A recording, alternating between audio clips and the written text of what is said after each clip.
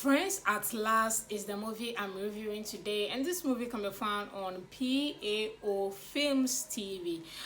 Thank you guys so much for the support on my channel. I really do appreciate it. On this channel, I review YouTube Nollywood movies, so you are welcome. If you are new on this channel, thank you for subscribing and thank you so much for watching my videos. Let's get straight into it. Recap of Friends at Last talks about a young lady who lost her parents at a young age, went to the grandmother's place. The grandmother also passed away. Of course, she became stranded, became an orphan. Then she got a help from a stranger. Now the stranger brought her home, and of course this is where the problem started. This man's family say lalai to lalai over our dead body. This girl cannot be in this house. Why is she here? Who is she? What is it? So they just hated the girl for real, and the man's child also hated this girl. But one day, the parents traveled and left these two girls in the house, and something terrible happened to the girl. And of course, the orphan was the only one that was there to help her out, and that was how these two lovely girls became friends. Unfortunately, the girl's mother said, "Lie, how can my daughter be friends with an orphan?" Basically, that's what this movie is about. What I like about this movie, acting, directing, and cast is where I'm starting. What I like about this movie from. Let's talk about acting. Uchechi Treasure, she has her own channel, and of course it's nice seeing her on another production as well. She was really good in her acting. This is a little girl who started at a very young age, so she's growing into a good actress in her adult teenage. And in this role that she played as the orphan, she was really good. I really enjoyed her. The role that she was playing was that she's an orphan, alright, but she was not looking down on herself. She was having hope. She was not feeling sorry for herself. And how do you act so tough when everyone is against you, when you have nothing? You can just imagine how she played that role very well. I mean, Treasure know how to play being an orphan, being a poor girl very well. I mean, she does that so well on her own channel. So this was nothing challenging for her. She was able to bring in her A game. I actually enjoyed her in what she did. Per YouTube standard acting, she did pretty well. And of course also the girl that was wicked to her, she was also really good. I enjoyed her as well. Talking about the madam of the house, this woman carried this movie on her head. I really enjoyed this one.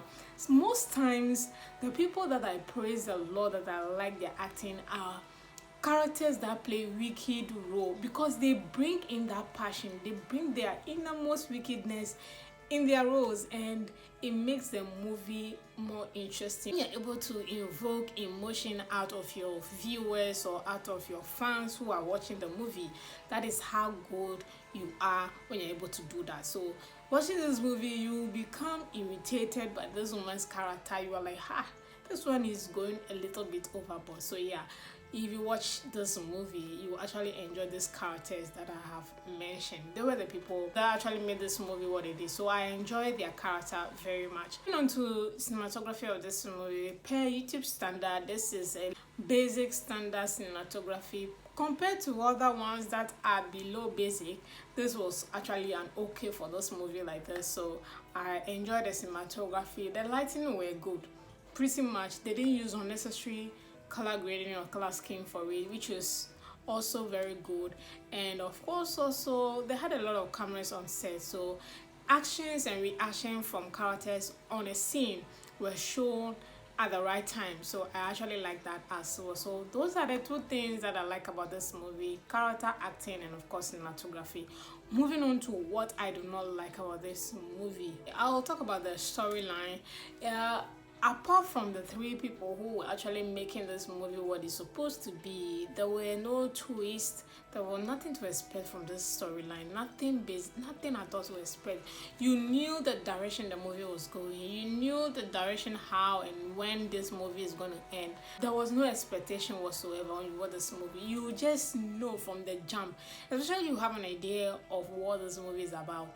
You know how the movie is going to end. You just know how it's going to end. So even when you skip a scene or scenes, you are not missing anything. So basically what I'm saying is the storyline is boring. There's just a repetition of, you know, the woman just maltreating the girl and that's it, until they travel. Like even when she came back, the same thing continued, like running in circle. Basically that's what this movie is about. So it's boring, you know how it's going to end. But yeah, that was something I did not like about this movie. Then we talk about location. This movie would have been one of the best movie produced on this channel if they had shown scenes of how this girl was with the grandmother or the parent that died. You know, she was telling all this story to the girl when, you know, her parents, or when the girl's parents were not around, when they were left alone in the house. So that's basically the whole movie.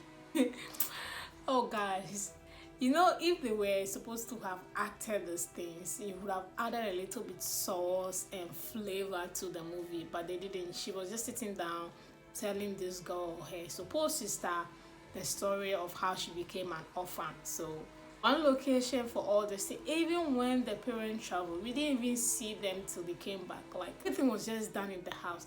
She got sick, we didn't see hospital scene, everything was done in the house. Home treatment, Dr. Sef did not come. So you can just imagine, I'm telling you how all this movie is about, so you can just imagine how this movie is just watching it.